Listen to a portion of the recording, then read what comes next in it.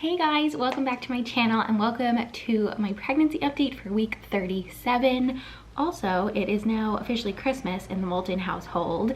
We decorated for Christmas this past weekend, and normally I'm of the mindset I like to decorate for Christmas the day after Thanksgiving, but with my C-section being next week, oh my goodness, I wanted to make sure that I was able to decorate. I love decorating for Christmas. It's like my favorite thing, and I'm so type A about my Christmas decorations and making sure that everything is exactly where I want it to be, and I love being part of it too. So I figured, you know what, let's just do it.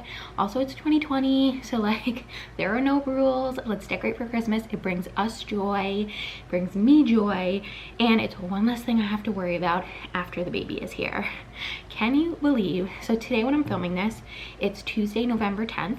The baby is gonna be here in 8 days. 8 days. In some aspects, this pregnancy has really flown by. In other ones, the beginning of the pregnancy seemed to really lag and definitely felt like every week was crawling by. But the end of this pregnancy has sort of flown, especially with what's been happening in the last few weeks. I am so happy to report that for week 37, there is nothing that was happened that was too out of the ordinary. So things for this past week have been pretty chill. I haven't had, well, I won't say that I haven't had any scares. I think once you have an early labor scare, it's hard for you to go throughout your day without over analyzing and being very aware of every little thing. So I'm definitely, I'm wearing a pad right now. TMI, by the way. I'm wearing a pad right now because I did feel leaking this morning. And of course, my first thought was okay, it could be my amniotic fluid. It could be that leaking. So let me just wear a pad, because your amniotic fluid has a pink tint to it. So it'll be different than anything else that's leaking.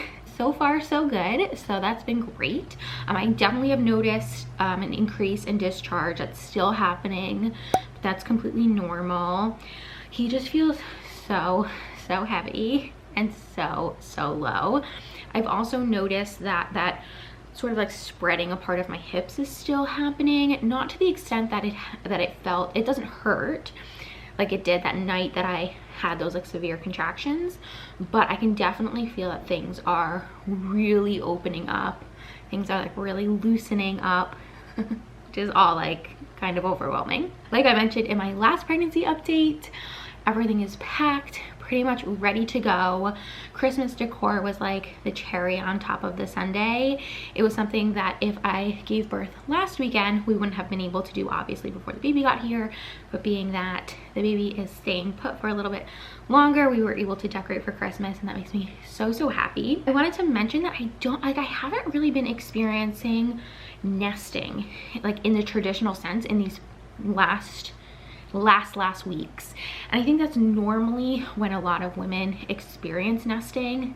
They get that sudden last burst of energy at the very end of their pregnancy and kind of go crazy organizing. I'm saying that now, who knows, maybe in a day or two it'll come, but I honestly think that second trimester nesting that I experienced was my nesting for this pregnancy. And I know that's technically might not be considered nesting, but I definitely am so big and so heavy now that even just doing the smallest, and you hear I'm so out of breath. He's dropped, but not enough to take any of the pressure out of my lungs, and just doing the smallest tasks is so difficult. This past weekend, my mom and I went out shopping. My last hurrah out in the real world, and we were out from about 9:30 in the morning till 4:30 at night in the afternoon, and my feet were killing me, killing me. My feet were killing me, and I had such a bad night's sleep that night because they were killing me.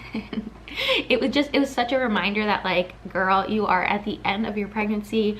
You need to rest. And so I've been trying to find a balance between resting and putting my feet up and doing small household things, nothing major, nothing huge.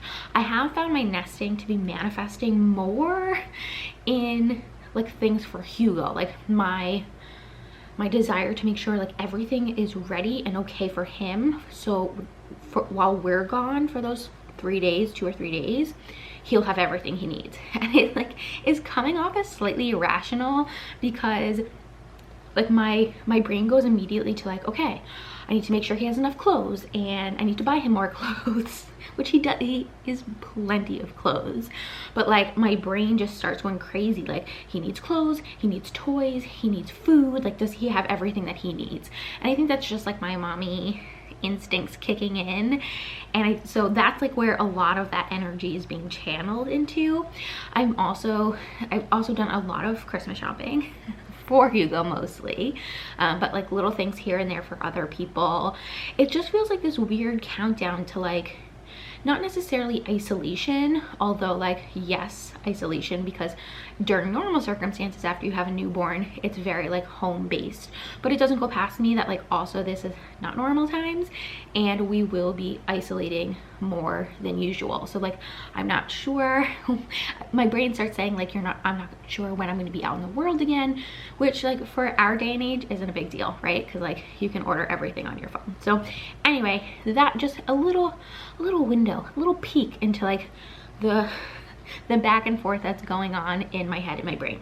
Someone asked a really good question actually on my last weekly vlog. They asked if my doctor recommended that I self-isolate for this like last stretch, and she didn't, but that is something that we are planning on doing, and something that I've already sort of started doing. So like I mentioned, this past weekend I went out shopping with my mom as like a last hurrah out in the real world, and that's because I had planned on for this week only going out when it's absolutely necessary.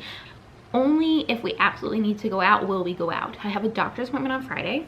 We also have a few appointments for Hugo on Friday that we need to go out for.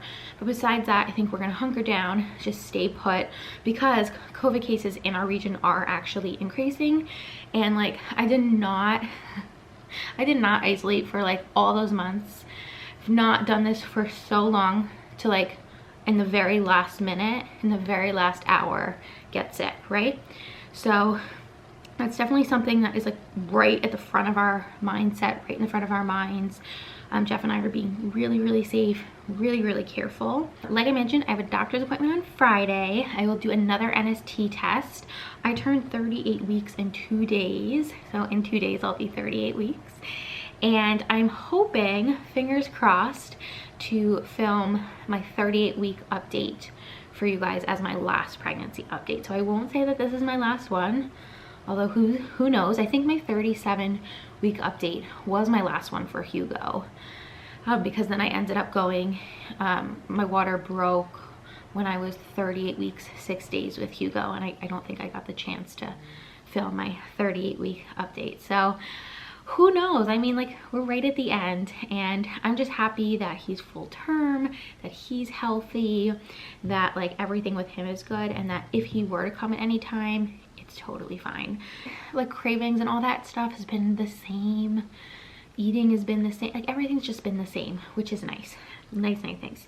Before I go, I just wanted to mention probably one last time which pregnancy apps I've been using. This is not sponsored, but I often get questions, especially on my Instagram, when I post pictures of like my weekly updates from my apps, which ones I'm using.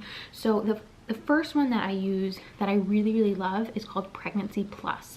This is the one that has like almost the extremely realistic looking picture of your baby. So what's cool is this one, I don't know if you can tell, but it's an animated rendering of what your baby looks like at this stage in utero. And the really cool thing is that it'll show you in relationship to your phone, if you had your phone and it was taking a picture of your baby, the actual size that your baby would be. I think that's so cool. So often when I post these pictures, people ask me like, what app is that? It's Pregnancy Plus, and every week it'll send you an email. I think every day does it send you an email, or every week? I'm not sure. It'll give you updates. You can press this little eye icon and it'll sort of take you through 2 or 3 big developments that your little one is going through. It's just so cute. I mean, come on, just adorable. The other app that I've been using is Ovia Pregnancy. You guys know I'm a huge fan of the Ovia Fertility app. Ovia Pregnancy is the other one. I really love this app because it'll show you how big your baby's hand is and your baby's foot. How cute, dee dee dee. So this is a fun one. They send you emails every day and just give you little updates. So those are the two apps that I've been using. I'm 37 weeks, 5 days. That's so crazy. Those are the two apps I've been using throughout my pregnancy. Those are the two apps that I've been really loving. And that's it, guys. That's a 37 weeks. It's been pretty straightforward, but I will take it. I hope you enjoyed this pregnancy update. Here's to hoping that I can get one more pregnancy update in. Don't forget to subscribe if you enjoyed this video. If you want more up to the minute updates, I guess. If you want like more recent updates, be sure to follow me on Instagram. I will see you all in my next one. Bye, guys. Joke's on me. I had the baby literally the next day. So